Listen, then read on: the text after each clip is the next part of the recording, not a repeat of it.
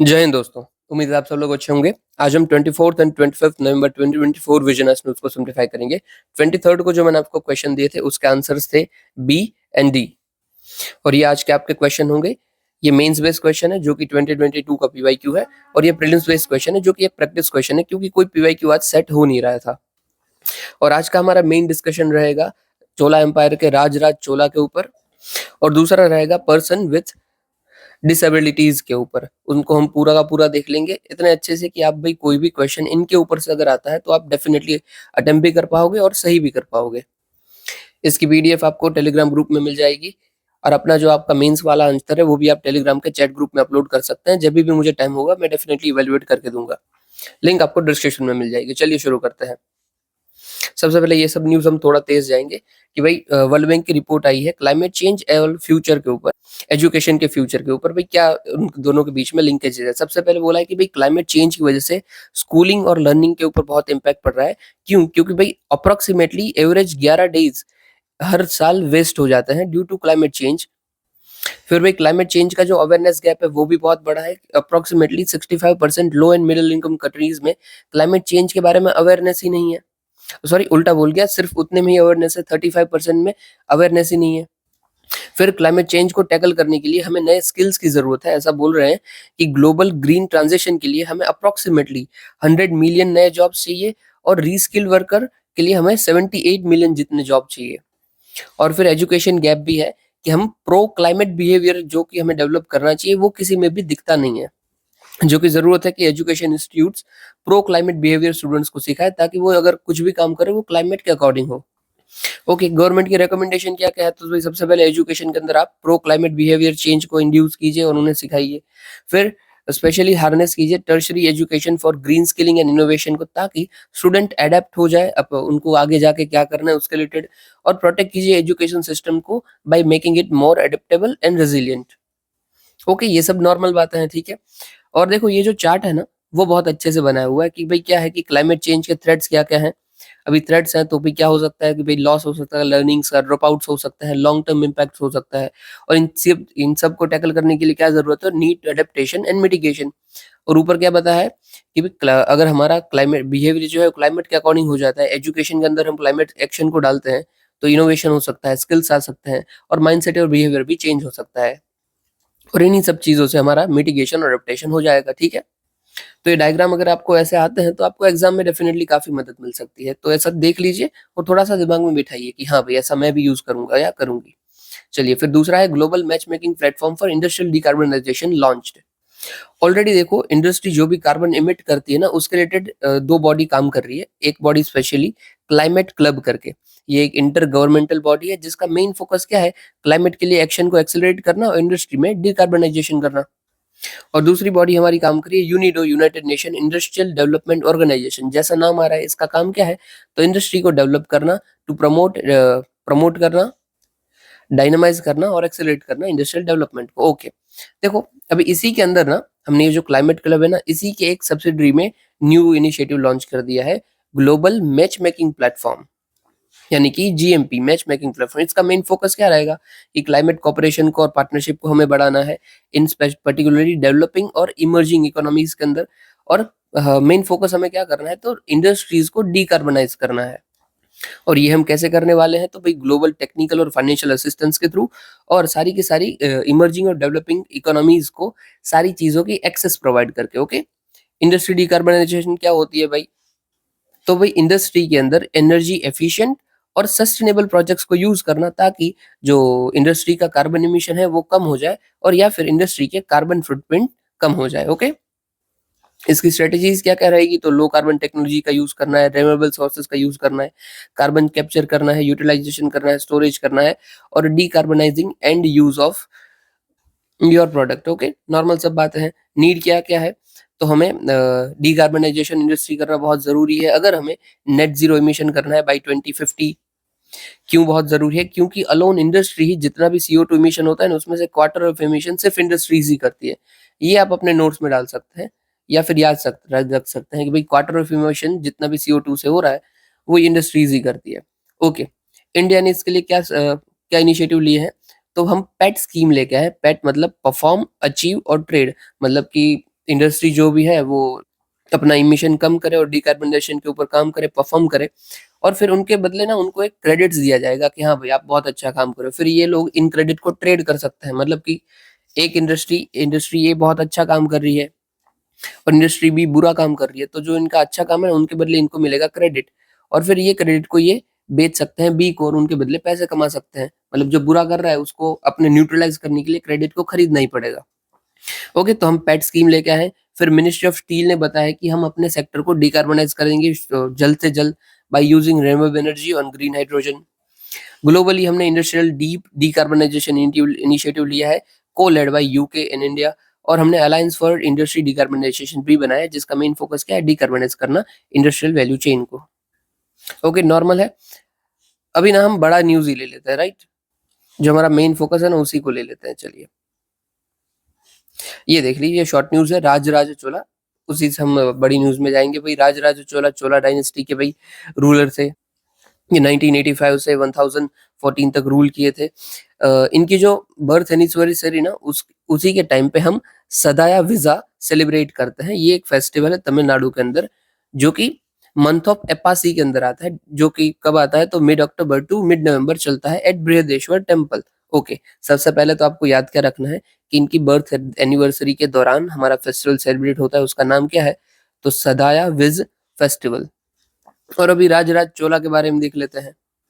तो भाई इनका ओरिजिनल नेम था Aramulivarman, Aramulivarman. It should be Arumolivarman, right, Arumolivarman. फिर राजराज ने भी डिफीट किया था चेरा रूलर बस्कर वेरमन को इन बैटल ऑफ कंदलसुरई, कांदालुरसलई। साथ ही साथ इन्होंने श्रीलंका मालदीव तक अपने डायनेस्टी को बढ़ाया था। फिर उन्होंने बृहदेश्वर टेम्पल भी बनाया था, जिसको राजराजेश्वर टेम्पल या फिर राजराजेश्वरम भी बोला जाता है। ये नॉर्मल न्यूज थी। अभी हम नीचे देखते हैं, ठीक है यार, प्रोनाउंसिएशन के लिए माफी चाहूंगा क्योंकि थोड़ा हार्ड है प्रोनाउंस करना इसको। नीचे देख लेते हैं राजरोजा चोला के बारे में। ओके, तो आपने नाम तो उनका देख ही लिया। अभी इनका कंट्रीब्यूशन किस किस फील्ड में क्या रहा है जिससे एक्चुअली क्वेश्चन पूछे जाते हैं, वो हम देखेंगे, ठीक है। इसको मैं ब्लैक कर देता हूँ, मेरी आंखों में चुभ रहा है।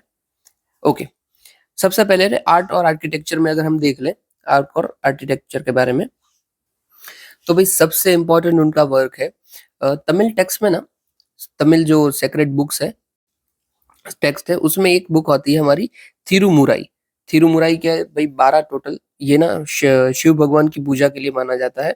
इसके अंदर टोटल 12 सेक्रेट टेक्स्ट है तमिल के, और जो फर्स्ट 5 हमें मिलते हैं उसी का नाम है, मैं पूरा लिख देता हूँ, सेक्रेट टेक्स्ट। और जो हमें फर्स्ट 5 मिलते हैं ना, उसी की कंपाइलेशन को बोला जाता है तेवाराम। ओके, तो ये जो थिरुमुराई है वो बहुत ही इंपॉर्टेंट बुक है। इसी को बनाने और उसको सेव करने का काम राजराजा चोला के रूल के दौरान ही हुआ था। किन के द्वारा हुआ था, तो अपार, संबंदर और सुंदरर के द्वारा। ये राजराजा ने ही पैट्रोनेज दी थी, तभी उनको ये सब ये तीन लोग इनका काम कर पाए थे। इसीलिए ना इनका नाम भी पड़ गया था थिरुमुराई कांदा चोलन, मतलब कि द वन हु सेव्ड थिरुमुराई। ये बहुत ही इंपॉर्टेंट है, आप डेफिनेटली इसको याद रखोगे, ठीक है, क्योंकि पूछा जा सकता है डायरेक्टली कि भाई किन चोला रूलर को ये बोला जा रहा था और क्यों बोला जा रहा था। फिर उन्होंने भाई बृहदेश्वर टेम्पल बनाया एक तंजौर के अंदर, और इसीलिए ये जैसे राजराज चोला ने बनाया, इसीलिए इसका दूसरा नाम क्या है, तो राजराजेश्वर टेम्पल भी है या फिर राजराजेश्वरम भी टेम्पल है, और एक और उसका नाम है पेरिया कोविल। ये सब बृहदेश्वर टेम्पल के ही नाम है, ठीक है। और ये जो बृहदेश्वर टेम्पल है ना, वो great livings of Chola temple world heritage site है, जो कि great livings of Chola temple. इसमें 3 टेम्पल आते हैं, एक तो ये बृहदेश्वर टेम्पल, दूसरा गंगईकोंडा चोलापुरम टेम्पल, और एक और एराबेत्तेश्वर टेम्पल। इन तीनों टेम्पल की जो साइट है उसको हम बोलते हैं great livings of Chola temple, और ये तीनों टेम्पल पार्ट है वर्ल्ड हेरिटेज साइट का। तो again it is contribution of Rajaraja Chola. फिर इन्होंने ऐसा नहीं है कि सिर्फ हिंदुइज्म के लिए भी काम, हिंदुइज्म के लिए ही काम किया था, इन्होंने एक बुद्धिस्ट विहार भी बनाया था, Chudamani Vihara, on the request of Shri Vijaya king Mara विजय तंग वर्मन। ओके, तो भाई आर्ट में इनका मेन 3 फोकस रहेगा हमारा, एक तो थिरुमुराई के ऊपर काम किया, फिर बृहदेश्वर टेम्पल, और फिर चूदामणि विहार। ओके, और इन तीनों से क्वेश्चन आ सकते हैं, तो इसको हम, ये आईएमपी हमारा, ठीक है, इसको अच्छे से ध्यान रखेंगे। फिर भाई कॉइन्स, तो इन्होंने टाइगर एम्बलम वाले कॉइन बनाए थे। फिर फिश एंड बो वाले कॉइन बनाए थे कि एक बाजू फिश रहेगी और दूसरी बाजू किंग का नाम रहेगा, या फिर एक बाजू बो और दूसरी बाजू किंग का नाम। कॉइन में दोनों बाजू होती है ना, तो एक बाजू वो अपना नाम लिखते थे और दूसरी बाजू कोई एम्बलम बनाते थे। फिर इन्होंने एक कॉइन बना था जिसमें वो खड़े हैं स्टैंडिंग किंग और दूसरी बाजू गॉडेसेस थी। फिर भाई एडमिनिस्ट्रेशन में बात करें तो उन्होंने चाइना तक अपना मिशन भेजा था ताकि उनका ट्रेड अच्छा हो जाए। और फिर उन्होंने जो अपना एम्पायर था उसमें स्टेट रीऑर्गेनाइजेशन एक्ट जैसे हमारा होता है वैसे ही रीऑर्गेनाइजेशन करवाया था और जो उनका एम्पायर है उसको डिवाइड कर दिया था इनटू वलनाडु, मतलब छोटे-छोटे एरियाज़ में डिवाइड किया था। फिर उसमें भी वो अपॉइंट करते थे वाइसरॉयज़ को डायरेक्ट वलनाडु में नहीं, बल्कि वो जबकि जीत लेते थे ना, जिस भी एरिया में को जीत लेते थे, वहाँ पे अपना एक बंदा रख देते। वो उसको वाइसरॉय अपॉइंट कर देते। जैसे कि वो पांड्या रूल को जीते थे, तो उधर भी अपना बंदा रख दिया था, वाइसरॉय अपॉइंट कर दिया था। ठीक है? फिर बैटल्स में देखें, तो सेन्नूर इंस्क्रिप्शन है उनका, वहाँ पे थोड़ी उनकी इन्फॉर्मेशन हमें मिल जाती है। जैसे कि उन्होंने पांड्याज़ को हरा दिया था। सबसे पहले तो मैं बता देता हूँ क्या बोल रहा हूँ। देखो साउथ इंडिया में चोला थे, ठीक है? ये मेरी गलती थी एक्चुअली, ये मुझे पहले बताना था। साउथ इंडिया में चोला थे इस एरियाज़ के अंदर और ये किसको हरा के आए थे? तो भई इसी एरिया में पहले रहते थे पल्लवाज़ और पल्लवाज़ के बीच में ट्राइपाइटाइट स्ट्रगल चलता था, पल्लवा का, पांड्या का और चेरा का।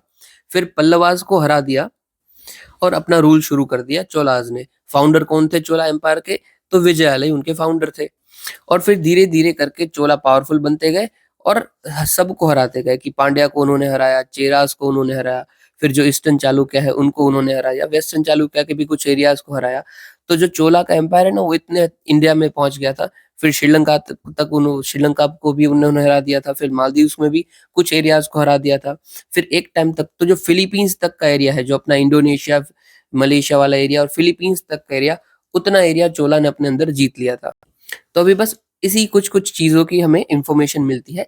जैसे कि राजराज चोला ने पांड्याज़ को हराया था, इसकी इन्फॉर्मेशन हमें सेनूर इंस्क्रिप्शन में मिलती है। और देखो पांड्याज़ को हराया था ना, इसीलिए उनको बोलते हैं पांड्याज़ कुल शनि। शनि ऐसा बोला जाता है ना कि भई बुरा होता है, किसी के भी ऊपर बैठ जाए, तो इसीलिए इनको बोलते हैं पांड्याज़ कुल शनि। और फिर सिर्फ पांड्या ही नहीं, बाजू वाले जो चेरा थे उनको भी उन्होंने हराया था। इसीलिए ऐसा बोला जाता है कि भई जो राजराज चोला थे ना, वो 3 क्राउन के हेड थे।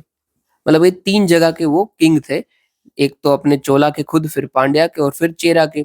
इसीलिए उनको बोला जाता था मोमुद्दी चोला। मोमुद्दी मतलब यहाँ पे 3 का मतलब है the one who wears 3 crown, मतलब 3 लोगों के ऊपर जो रूल करते थे। ठीक है? तो अगेन आप याद रखोगे क्या-क्या नाम है इनके? पांड्यान कुलशनी और मोमुद्दी चोला। और क्यों है वो भी आपको पता चल गया, राइट? और वही चोला के फाउंडर कौन थे? तो विजयालय फाउंडर थे। और जो विजयालय के पापा थे ना, उनका नाम था कराईकल। कराईकल जो थे ना, वो पल्लवास की कोर्ट में थे। मतलब पल्लवास के फ्यूडिटरी थे। फिर उन्हों की तरफ चलते धीरे-धीरे एक्सपैंड होना शुरू हुआ। विजयालय ने कायदे से फाउंड किया चोला एम्पायर को। फिर राजराज चोला आया और उन्होंने तो बवाल मचा दिया। ठीक है? राजराज के बाद कौन आएँगे? तो राजेंद्र चोला आएँगे। और Rajendra Chola was also a very good ruler. ये हमने जो ऊपर देखा ना, ये गंगई कोंडा चोलापुरम, वो उन्होंने ही बनवाया था। ठीक है? उनकी भी एक अलग कहानी है, बट ठीक है, वो हम बाद में देखेंगे। Okay, that's it. और कुछ बाकी नहीं है? यस, और बाकी नहीं है। तो हमने सब कुछ देख लिया। If you want to take screenshot ले लीजिए। इससे ऊपर राजराज चोला में कुछ नहीं आ सकता है। और हाँ, आखिरी कि भई चोला जैसे पल्लवा को भई सक्सेस करके चोला आ गए थे, ठीक है? तो चोला के बाद इस एरियाज़ में कौन आ गए थे?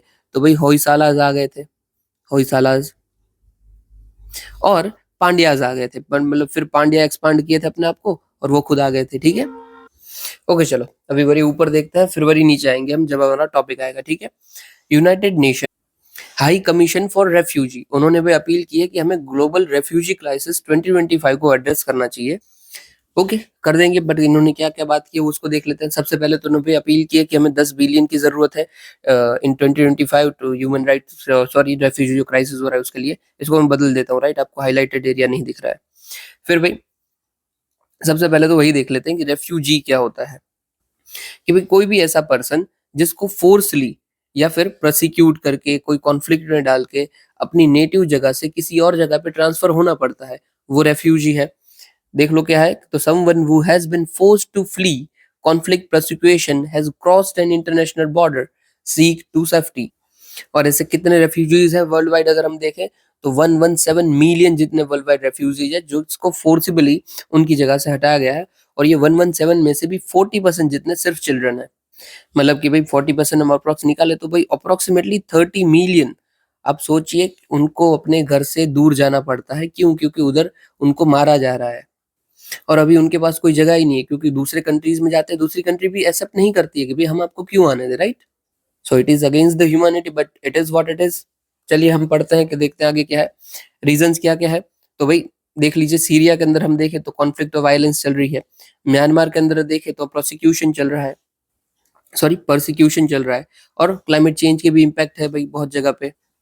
और ऐसे ना बहुत सारे हैं, बहुत सारी कम्युनिटीज है जिनको मारा जाता है, काटा जाता है, इसीलिए वो लोग अ, अपने आप को माइग्रेट करते हैं।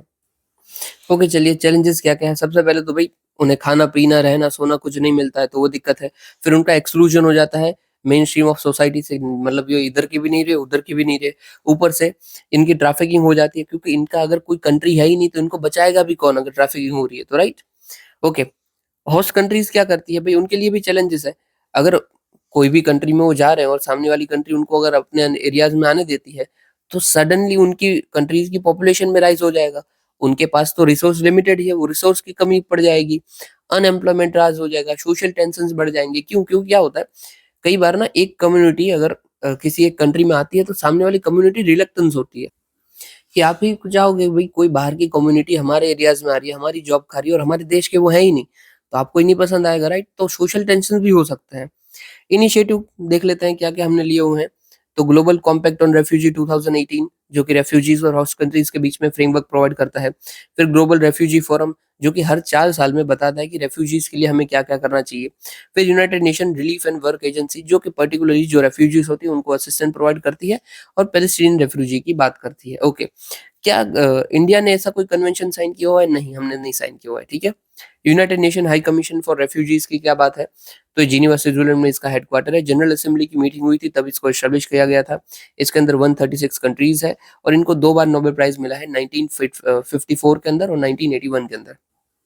ओके, काफी है इतना। चलिए फिर हम देख लेते हैं, यूएनजीए ने, जनरल असेंबली ने ही बोला है कि हमें भाई नेगोशिएशंस करना चाहिए, ट्रीटी या फिर ट्रीटी बनाना चाहिए ऑन क्राइम अगेंस्ट ह्यूमैनिटी। क्यों? क्योंकि अभी तक क्राइम अगेंस्ट ह्यूमैनिटी के लिए कोई पर्टिकुलर ट्रीटी काम नहीं करती है। तो हम बोल रहे हैं कि हमें ये बनाना चाहिए क्या होता है क्राइम अगेंस्ट ह्यूमैनिटी। तो आप खुद सम पता लगाइए कि भाई ह्यूमैनिटी के अगेंस्ट क्राइम है तो ये कौन कौन से क्राइम हो सकते हैं।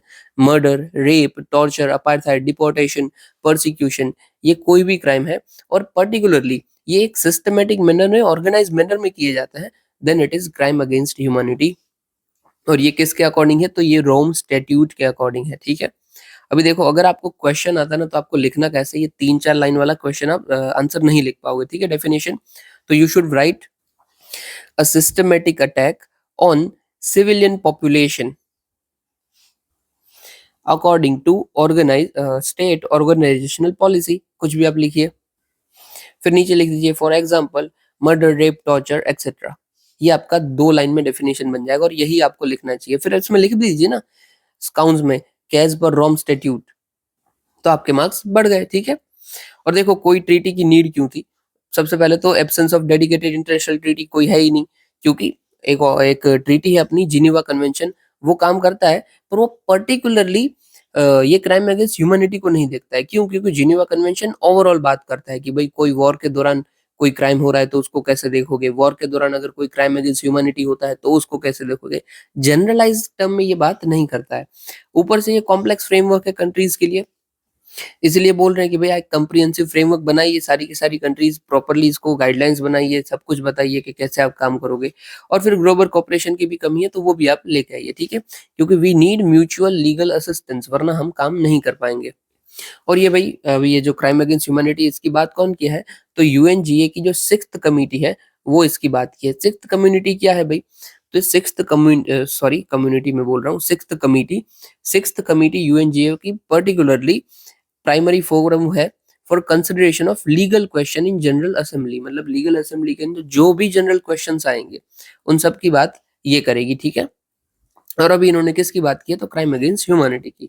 ओके, अभी के लिए existing framework crime against humanity का क्या है, मतलब इनडायरेक्टली जो इसकी बात करता हो, डायरेक्टली करता हो, तो जो 4 जिनीवा कन्वेंशंस है, फिर biological weapons on convention, chemical weapons convention, Rome statute, और इवन इंडिया का आर्टिकल 51 भी है जो कि बात करता है इंडिया को प्रमोट करना है इंटरनेशनल पीस, सिक्योरिटी और फोस्टर करना है international law and treaty obligations को, ठीक है। चलिए अभी आगे देखते हैं अभी इसको ना बाद में देखेंगे, इसमें कुछ खास नहीं है। हम नीचे देख लेते हैं, पर्सन विथ डिसेबिलिटीज। यहाँ पे देख लीजिए कि भाई सेंटर ने गाइडलाइंस इशू की है कि भाई हमें आइडेंटिफाई करना चाहिए पर्टिकुलर ऐसी पोस्ट जिस पे सिर्फ पर्सन विथ डिसेबिलिटीज को बैठना चाहिए, ठीक है। मतलब जो पर्सन ऑलरेडी डिसेबल है और वो उस जगह पे बैठ सकता है, तो ऐसी पोस्ट को आप पूरी तरीके से रिजर्व रख के लिए रखिए कि वो उधर पर्सन विथ डिसेबिलिटी ही बैठे। क्या क्या बात की है भाई, आइडेंटिफाई करिए ऐसी पोस्ट को, कोई भी अगर बेंचमार्क डिसेबिलिटी वाला है तो उधर वो बैठेगा, फिर रिजर्व कीजिए ऐसी पोस्ट को, और फॉर्मेशन कीजिए कमिटीज को जो इसी सब चीजों को देखेगी, ठीक है। ओके, ये सब तो नॉर्मल बात है। अभी हम कायदे से ए टू जेड देखते हैं क्या है right to person with disabilities, ठीक है। तो सबसे पहले ये एक्ट हमने बनाया क्यों? तो कोई भी डिसेबल पर्सन होता है उसके राइट ज्यादातर वायोलेट होते रहते हैं, तो उसी के राइट्स को प्रोटेक्ट करने के लिए हम ये एक्ट लेके आए। और ये एक्ट जो है वो किसके ऊपर बेस्ड है, किसको इफेक्ट देता है? तो भाई United nation convention on right of person with disabilities, जो कि इंटरनेशनल लेवल पे बात करता है, उसी के हमने जो प्रोविजंस है उसके बेस पे हमारा एक्ट बनाया, ठीक है। ओके, सबसे पहले इस एक्ट का नाम क्या था भाई? पुराना एक्ट, तो पुराना एक्ट था person with disabilities act 1995, including equal opportunities, protection of rights and full participation, जिसको हमने चेंज कर 2016 में कर दिया right of person with disabilities. और मेन क्या किया पता है? पहले डिसेबिलिटी डिफाइन थी नहीं कि डिसेबिलिटी क्या होती है, इस एक्ट के थ्रू हमने डिफाइन कर दिया कि डिसेबिलिटी क्या होती है। तो disability means a person with long term physical, mental, intellectual और सेंसरी इम्पेयरमेंट, मतलब उसका ये कुछ भी ठीक नहीं हो, ठीक है। हो सकता है वो मेंटली डिसेबल हो सकता है वो सेंसरी डिसेबल हो, या फिर वो फिजिकली डिसेबल हो, कुछ भी हो सकता है। और ऐसी डिसेबिलिटी जो कि उसका बैरियर बन रही है या फिर हिंड्रेंसेस बन रही है इन active participation in society. Okay, तो ये उसकी बेसिक डेफिनेशन है। और अगर आपको इसके ऊपर कोई भी क्वेश्चन पूछा जाता है तो आप इसी को यूज करेंगे, ठीक है, क्योंकि ये गवर्नमेंट डेफिनेशन है। ओके, डिसेबिलिटीज कौन कौन सी टाइप की होती है? तो मेनली देखो 21 टाइप्स की डिसेबिलिटी, जिसको हमने 7 हेड्स में डिफाइन किया हुआ है। एक भाई ब्लाइंडनेस हो सकती है, लो विजन, लेप्रोसी, फिर हियरिंग इम्पेयरमेंट्स हो सकता है, या फिर आपको हियरिंग और ब्लाइंडनेस दोनों एक साथ हो सकता है, या फिर एसिड अटैक के विक्टिम हो सकते हैं, पार्किंसन डिजीज हो सकता है। देखो ये आपका क्वेश्चन बन सकता है प्रीलिम्स के अंदर कि भाई पार्किंसन डिजीज अगर किसी को है तो डिसेबिलिटी एक्ट के अंदर आता है या नहीं आता है?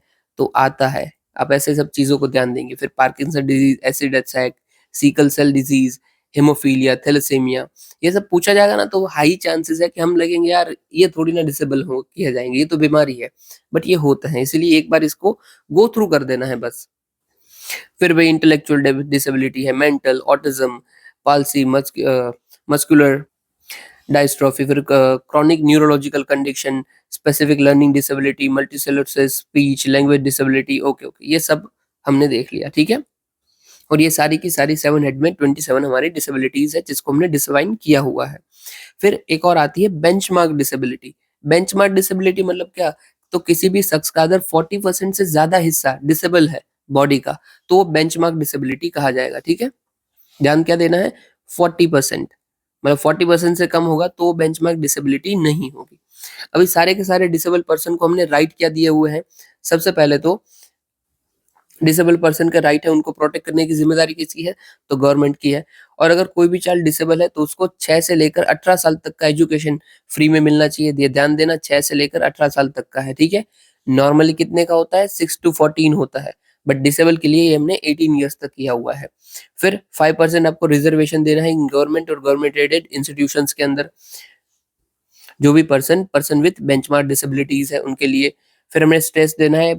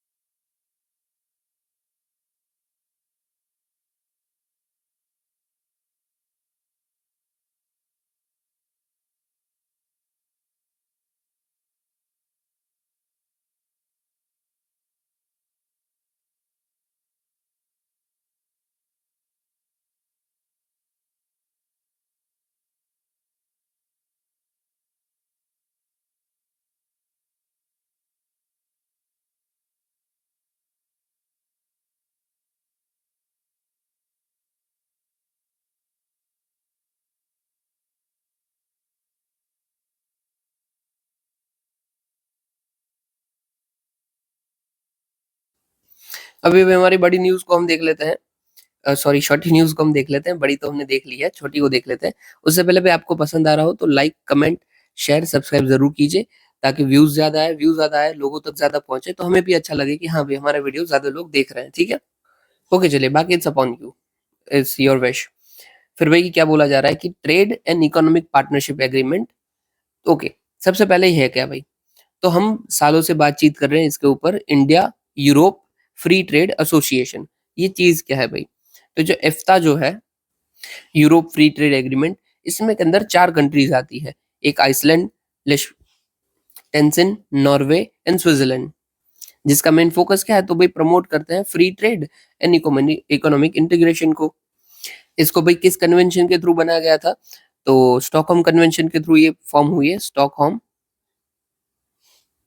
और ये जो कंट्रीज है वो यूरोपियन यूनियन का पार्ट भी है। ठीक है, अभी इंडिया ना इन चारों कंट्री के साथ फ्री ट्रेड एग्रीमेंट साइन करना चाहता है। क्यों साइन करना चाहते हैं, क्योंकि भाई इनके अंदर ट्रेड का पोटेंशियल ज्यादा है, और अगर साइन हो जाएगा तो हमें ही फायदा है। ऊपर से ये जो कंट्रीज है ना, इसको फार्मास्यूटिकल्स हब बोला जाता है, क्योंकि जो फार्मास्यूटिकल्स जो टेक्नोलॉजी आती है ना, वो ज्यादातर इन कंट्रीज से ही आती है। ओके, तो देख लीजिए इंडिया का ऑब्जेक्टिव भी क्या है, तो हमें यूएस डॉलर 100 बिलियन तक अपना एफडीआई पहुंचाना है, और 1 बिलियन जितने मिलियन जितनी हमें जॉब क्रिएट करनी है इंडिया के अंदर इन नेक्स्ट 15 इयर्स। ठीक है, चलिए आगे देख लेते हैं, ये गाइडलाइंस वाला हमने देख लिया है। फिर है नेशनल कोऑपरेटिव डेवलपमेंट कॉर्पोरेशन। देखो इसको बनाया गया था एक्ट ऑफ पार्लियामेंट 1963 के अंदर, और ये स्टेटूटरी कॉर्पोरेशन है अंडर मिनिस्ट्री ऑफ कॉर्पोरेशन। इसका मेन फोकस क्या है, तो भाई प्लानिंग प्रमोटिंग और फाइनेंस प्रोग्राम करना कोऑपरेटिव्स के, फिर प्रोजेक्ट को फाइनेंस करना to rural industrial cooperative sectors, फिर लोन एंड ग्रांट प्रोवाइड करना advance to state government for financing primary secondary level cooperative society. ये न्यूज में क्यों था, तो भाई रिसेंटली इसकी मीटिंग हुई थी 91st general council meeting Delhi के अंदर, इसलिए न्यूज में था। ठीक है, मेन आपको फोकस क्या रखना है, तो कोऑपरेटिव सेक्टर्स के लिए काम करता है। ओके, इसके जैसा ही देखो नीचे भी है कि इंटरनेशनल कोऑपरेटिव अलायंस, तो वो नेशनल पे काम करता था, ये इंटरनेशनल लेवल पे काम करता है, सेम, बाकी चीज तो सेम ही रहेगी। ये जो कोऑपरेटिव अलायंस है, ये न्यूज में क्यों था, तो रिसेंटली पहली बार इंडिया के अंदर इसकी मीटिंग हुई थी, इसलिए न्यूज में था। और इसीलिए गवर्नमेंट का इस साल विजन भी क्या रहा है, थीम इसकी क्या थी, तो cooperative build prosperity for all which is in line with India's government vision, साकार से समृद्धि, प्रॉस्पेरिटी थ्रू कॉपरेशन। तो देखो सेम ही हो गया ना, प्रॉस्पेरिटी थ्रू कॉपरेशन या फिर कोऑपरेटिव बिल्ड प्रॉस्पेरिटी, सेम ही हो गया। अभी आपको देखो कोई और भी क्वेश्चन पूछा जाता है ना, किसी भी क्वेश्चन हो, कोई भी मतलब नहीं है उससे, बट हाँ अगर ये लाइन उधर यूज हो रही है तो आप इसको यूज कीजिए, आप कंक्लूजन में यूज कर सकते हैं कि भाई कोई भी प्रॉब्लम बताई गई तो आप बोल सकते हो कि हालांकि हम इस प्रॉब्लम को टैकल कर सकते हैं थ्रू साकार विथ समृद्धि, या फिर प्रॉस्पेरिटी थ्रू द कॉपरेशन। और आप फिर आगे लिख दीजिए कि cooperation between states and union, या फिर cooperation between NGO, civil societies, या फिर इंटरनेशनल कॉपरेशन, कुछ भी लिखिए, ये लाइन आपको काम आएगी, दैट्स इट। अभी इंटरनेशनल कॉपरेशन अलायंस को देख लेते हैं, तो 1895 लंदन के अंदर इसको बनाया गया था। इसका काम क्या है, तो यूनाइट, रिप्रेजेंट, सर्व करना कोऑपरेटिव सोसाइटीज ऑफ वर्ल्ड्स को।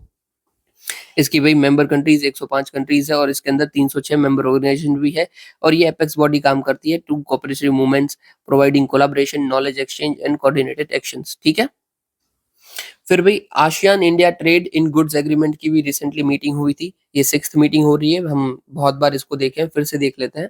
मेन फोकस क्या है, जो आसियान कंट्रीज है ना, उसके साथ हमारा फ्री ट्रेड एग्रीमेंट साइन करना, that's sorry trade agreement sign करना, दैट्स इट। ये ऑलरेडी कब साइन हुआ था, तो ये फोर्स हुआ था, इन फोर्स 2009 के अंदर साइन हुआ था, और 2010 में ये फॉर्म इन फोर्स आ गया था। ठीक है, मेंबर कंट्रीज आपको पता है, ब्रूने, कंबोडिया, इंडोनेशिया, लाओ, पीडीआर, मलेशिया था। इसको भाई हम अपने कोड से याद रखते हैं, तो MLVTC, फिर है नीचे इधर MSI, और आप राइट साइड में चले जाओगे तो आपको मिलेगा भाई फिलीपींस और ब्रूने। ठीक है, डन है। M for Malaysia, Laos, Vietnam, Thailand, Cambodia, अरे इधर में मलेशिया बोल दिया, म्यांमार, इधर नीचे Malaysia, Singapore, Indonesia, Brunei Darussalam और फिलीपींस। ठीक है, यही सारी कंट्रीज है एशियान। आसियान में कितनी कंट्रीज आती है, 10 कंट्रीज आती है। सिग्निफिकेंस क्या है, तो इंडिया जितना भी ट्रेड करता है ना ग्लोबली, उसमें से 11% जो शेयर है वो आसियान का है। ठीक है, चलो आगे देखते हैं। फिर है क्वांटम टनलिंग। देखो ये बहुत ही हार्ड कॉन्सेप्ट है, मैंने खुद समझने की ट्राई की, मुझे समझ में नहीं आ रहा था, फिर मैंने सोचा कि ठीक है रट्टाबाजी कर लो थोड़ी सी। इन शॉर्ट ये क्या बात करता है कि कोई भी ऑब्जेक्ट है ना, उसकी दो चीजें हो सकती है, या तो वो सीधा किसी में फोर्स लगा रहा हो, जैसे लेजर फोर्स लगा रही है, या फिर उसके रिपल्स हो सकते हैं, जैसे कोई पानी में बूंद गिरती है और ऐसे रिपल्स होते हैं ना आजू बाजू ऐसे, वो हो सकता है। तो ये क्वांटम टनलिंग में क्या है, तो ये एक ऐसा क्वांटम मैकेनिक्स है जहां पे पार्टिकल किसी भी चीज को पेनिट्रेट कर सकता है through the potential energy barrier, जो कि हायर हो सकता है काइनेटिक एनर्जी से। बस आप इसमें यही याद रखिए, कोई भी पार्टिकल है वो किसी भी एनर्जी के थ्रू जा सकता है, दैट्स इट। टनल बना के, मतलब समझ लीजिए कि एक पत्थर है या पहाड़ है, ये पार्टिकल है, ये पहाड़ ये पत्थर को या फिर पहाड़ को तोड़ के इसके थ्रू इस तरफ निकल सकता है, मतलब कि इसको ऐसे पूरा जाने की जरूरत नहीं है, इसके थ्रू भी जा सकता है बाय यूजिंग क्वांटम मैकेनिक्स, ठीक है। इसीलिए देखो इसको बोला जाता है laser traps. Optical tweezers utilise focused laser beams to trap and manipulate microscopic objects, मतलब कि ये क्वांटम टनल के थ्रू हम क्या कर सकते हैं कि लेजर जैसा जा रहा है, ठीक है, सीधे ऐसे किसी भी ऑब्जेक्ट के थ्रू जैसा जाता है, तो हम किसी भी छोटे ऑर्गेनिजम्स को माइक्रोस्कोप इसके अंदर रख दीजिए और फिर जाने दीजिए, दैट्स इट। ओके, समझ, उम्मीद करता हूँ आपको याद, मतलब समझ गए होगे। अभी देखो कायदे से तो क्वांटम टनलिंग मुझे भी नहीं पता, और मैंने कोशिश भी बहुत की, अप्रोक्सीमेटली मैंने 15-20 मिनट लगाए इसको समझने के लिए, पर मुझे समझ नहीं आ रहा था, क्योंकि क्वांटम मैकेनिक्स हमें आता नहीं है, तो ये समझना हार्ड है। फिर भी आगे न्यूज है, बालब्रेक टायर अनंजार। ये क्या है भाई, तो ये लेबनान की यूनेस्को कल्चरल साइट्स है, बाबेक टायर और अंजार। और ये रिसेंटली जो इजराइल और लेबनान के बीच में मारामारी हो ना, इसलिए ये डेंजर में आ गई है, इसलिए न्यूज में थी, ठीक है। देख लेते हैं, सबसे पहले बाबलेक को देखते हैं, बालबेक। तो ये भाई एक कोलोसल स्ट्रक्चर है, और ये फाइनेस्ट एग्जांपल ये एम्पीरियल रोमन आर्किटेक्चर्स का, ठीक है। फिर टायर को देखते हैं, तो ये ग्रेट फोनेशियन सिटी है, जो कि भी रूल की थी सीज और फाउंड किया था उसने prosperous colonies such as Cadiz और कार्थेज, ओके। ये हिस्टोरिक रोल डिक्लाइन है एट द एंड ऑफ, इसका कब डिक्लाइन हो गया, at the end of Crusades, ठीक है। According to legends purple dye was invented in Tyre, ठीक है, कि यहाँ पे ही पर्पल कलर की जो डाई होती है वो इन्वेंट हुई थी, ओके। फिर एट लास्ट है हमारे अंजार। अंजार सिटी को भी फाउंड किया था कैलिफ वालिद वन ने at the beginning of 18th century, 8th century sorry. इसके भाई जो रेमिनेंट है वो बताता है कि ये सिटी कैसे यूनिक थी और इम्पोर्टेंट थी, ये वो यूनिक टेस्टिमनी। इसकी जो यूनिक टेस्टिमनी है ना, वो किसका भाई हमें एग्जांपल देती है, तो सिटी प्लानिंग अंडर उमायद्स। अभी उमायद्स क्या है, तो देखो इस्लाम का जो भी ग्रो हुआ, इस्लाम जब बॉर्न हुआ और वो ग्रो होता है, एक्सपांड होता जाता है, स्प्रेड होता है, उसके स्प्रेड में सबसे बड़ा जो इम्पोर्टेंट बोला जाता है किसका वर्क था, तो वो वर्क था उमायद्स का, ठीक है। और उमय्यद के बाद कौन आते हैं, तो उमय्यद के बाद आते हैं अब्बासिद्स आते हैं। ये दोनों के बीच में कॉन्फ्लिक्ट था कि कौन ज्यादा प्रॉफिट मोहम्मद के नजदीक वाला है, या फिर जाने दीजिए वो भी नहीं रखते हैं, वरना थोड़ा कंफ्यूजिंग हो जाएगा। अभी इधर ही रखिए कि बस आप इतना याद रखना है कि उमय्यद करके डायनेस्टी थी, और उनका भाई श्रेय जाता है अपना इस्लाम को स्प्रेड करने के लिए, ठीक है। और उमय्यद को कौन भाई सक्सेस किए थे, तो अब्बासिद डायनेस्टी उनको सक्सीड की थी। ये न्यूज में क्या था, तो ये 3 जगहें थी लेबनान की, बालबेक, टायर और अंजार, वो इंडेंजर थी, इसलिए न्यूज में थी। क्वेश्चन क्या आ सकता है आपका, प्रीलिम्स में क्वेश्चन बन सकता है कि ये जगह कहाँ पे है और ये वर्ल्ड हेरिटेज साइट है कि नहीं है, ठीक है। और फिर हमारी आखिरी न्यूज है, प्रोजेक्ट वीर गाथा। ये बहुत ही अच्छा इनिशिएटिव है। इन शॉर्ट क्या हुआ, जितनी भी स्कूल्स है, स्कूल्स के जो भी स्टूडेंट्स होते हैं, अप्रोक्सीमेटली 1.76 करोड़ स्टूडेंट ने इसके अंदर पार्टिसिपेट किया था। इसमें हम करवाते क्या है, तो जो वेलर की टेल्स होती है ना, जो जो गैलेंट्री अवार्ड्स विनर्स हैं हमारे, जो मतलब जो हमारे आर्मी मैन थे जो बहुत ही अच्छा लड़े थे, उन सब की कहानियां, उन सब की लाइफ स्टोरीज, और उन सब के सेक्रीफाइस, करेज, या फिर उनके वेलर की जो स्टोरीज हैं, उनको वही स्कूल्स के अंदर इंट्रोड्यूस किया है। मतलब कि स्टूडेंट्स को बोला कि आप इन लोगों के ऊपर अपने कुछ भी चीजें बनाइए, या तो आप भी पोएम बनाइए, या फिर कोई स्टोरी बनाइए, या फिर आप कोई पोस्टर बनाइए, ऐसे लिखिए, मतलब ऐसा कुछ भी आपको खुद करना है, और उसका competition, that's it, it is project Veer Gatha. इससे देखो फायदा क्या होगा, तो जो भी स्टूडेंट इसके अंदर भाई पार्टिसिपेट कर रहे हैं ना, उन सबको पता चलेगा कि हाँ भाई ऐसे कौन कौन से पेट्रियट रह चुके हैं हमारे देश के लिए, जो कि बड़े बड़े काम कर चुके हैं, ठीक है। तो ये बहुत अच्छा इनिशिएटिव है। इवन मैं तो सजेस्ट करता हूँ जो हमारी बुक्स है ना, उसके अंदर भी हमें जो बहुत अच्छी कहानी है उनको इंक्लूड करना चाहिए, ताकि भाई जो स्टूडेंट्स है उनके अंदर पेट्रोटिज्म जागे, और उन्हें पता चले कि हाँ भाई ऐसा काम भी होता है, ये हमें भी करना चाहिए ऐसा कुछ। तो आपको ज़्यादा ऐसे लोग मिलेंगे जो कि एक्चुअली अपने देश को प्यार करेंगे बड़े होकर। वरना हम हिस्ट्री पढ़-पढ़ के तो भई क्लिक नहीं होता है कि हाँ भई ऐसा करना चाहिए देश के लिए। बट रिसेंट के सिनेरियो पढ़ेंगे तो पॉसिबिलिटीज़ है कि ऐसा हो पाए, ठीक है? ओके, ये जो प्रोजेक्ट वीर गाथा है वो किसका इनिशिएटिव है? तो it is joint initiative of ministry of defence and education. ये स्टार्ट हुआ था 2021 के अंदर and it is project open for all schools in all states and union territories as well as schools affiliated to CBSE. Okay, that's it for today. इतना ही था। ये question यार attempt जरूर कीजिएगा। हमने सब कुछ देख लिया। मैं आपको हल्का समझा देता हूँ ये क्वेश्चन किसके बारे में पूछा क्या है इसके अंदर।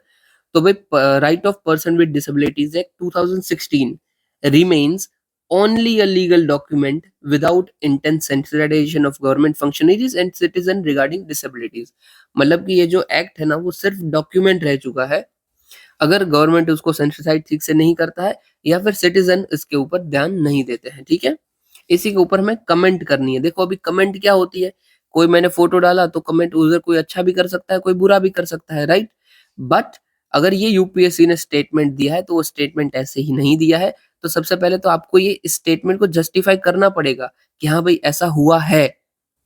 फिर लिखिए आप कि भाई क्यों हुआ है, इसके भाई हम क्या रिकमेंडेशन कैसे इसको ठीक कर सकते हैं। तो आपका आंसर बनेगा कॉम्प्रिहेंसिव, ठीक है। सिर्फ एक डायमेंशन आप पकड़ोगे ना तो आपका कॉम्प्रिहेंसिव आंसर नहीं बनेगा और अच्छा भी नहीं लगेगा, ना ही आपको मार्क्स मिलेंगे।